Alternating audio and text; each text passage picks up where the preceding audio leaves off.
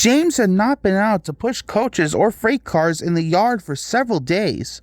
He was feeling miserable. At last, Sir Topham Hatt arrived, said James sadly. James was delighted and puffed away, said Thomas, and he ran off laughing, said the freight cars. James took no notice and started as soon as the conductor was ready. He puffed, screamed the freight cars, but James didn't care, and he pulled the screeching cars sternly out of the station. The cars tried hard to make him give up, but he still kept on. Sometimes their brakes would slip on, and sometimes their axles would run hot, and each time the trouble had to be put right. And each time James would start again, determined not to let them beat him. Called the cars,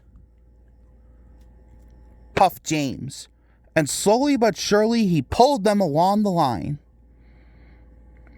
At last they saw Gordon's Hill. Warned his driver. So James went faster, and soon they were halfway up. He panted.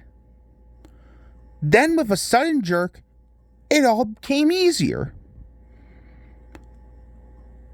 But his driver shut off steam.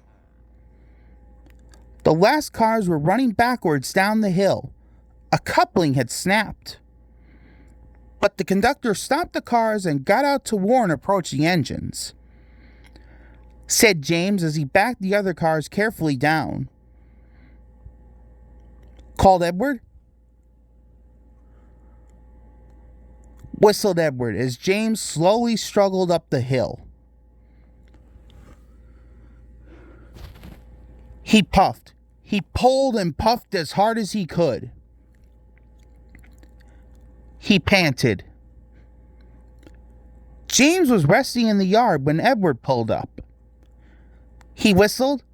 Then James saw Sir Topham Hatt. He asked himself. But Sir Topham Hatt was smiling.